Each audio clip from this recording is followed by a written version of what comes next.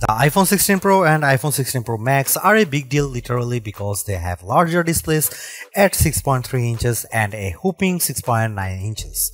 The latter is the largest display ever on an iPhone. But they are also a pretty big deal because of all the other upgrades Apple is packing into this year's Pro models. Both the iPhone 16 Pro and 16 Pro Max get a new A18 Pro chip that's designed from the ground up for Apple Intelligence features and a new dedicated camera control button that's designed to make everything from zooming to changing focus depth easier. A new 48 megapixel ultra-wide camera captures impressive macro shots and you can record cinematic slow motion video at 4K 120 fps. Apple also promises longer battery life and better sustained performance along with more durable designs. I went hands-on with both the iPhone 16 Pro and 16 Pro Max and I came away impressed with the new designs and features.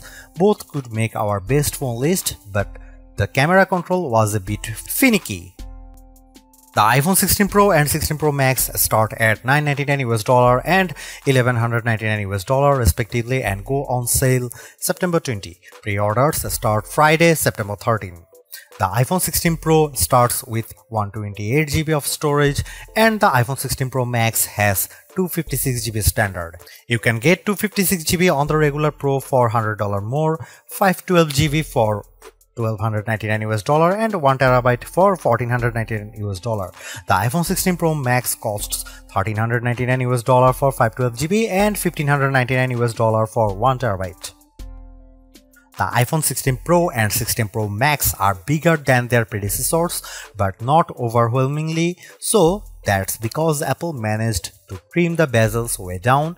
In fact, these are slimmest borders on an iPhone yet. I put out 6.9-inch iPhone 16 Pro Max and 6.7-inch iPhone 15 Pro Max side by side and the new iPhone was only marginally bigger. However, some people may prefer the 6.3-inch iPhone 16 Pro because it achieves that nice middle ground of device size versus display size. And it's not much heavier. We are talking the difference between 7.8 ounces for last year's Pro Max versus and 8 ounces for iPhone 16 Pro Max.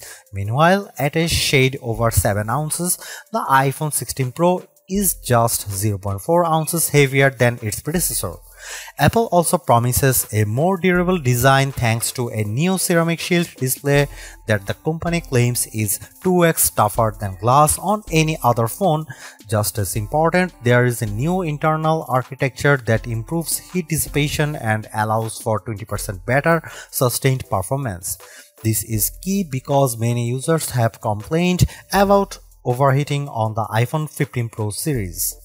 You still get a titanium frame on the iPhone 16 Pro, but there is a new desert titanium color which I think is a bit more peach than gold. This joins black, white and natural titanium options.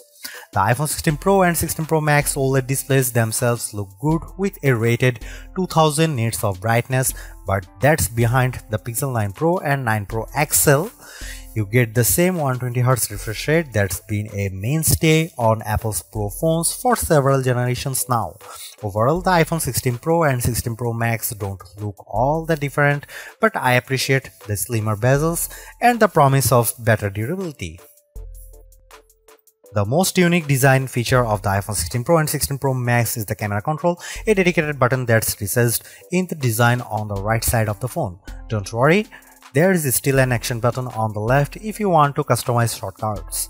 The haptic camera control lets you launch the camera with a hard press and you can just start snapping photos with another press. From there, I could long press to start recording video. But things get really interesting when you swipe your finger along the edge of the button. You can swipe left and right to zoom in and out on your photos.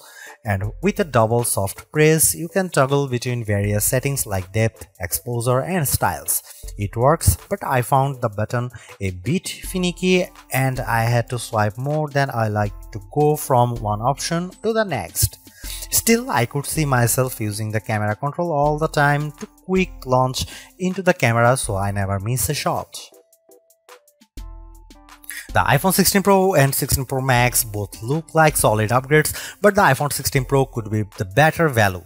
You get the same 5x telephoto zoom as the larger Pro Max in a smaller design, and the screen is big enough where you might not have Max envy. I personally prefer a larger screen and the longest battery life, so I would probably go for the iPhone 16 Pro Max, but if you are on a tighter budget, go regular Pro. Stay tuned for our full rated review.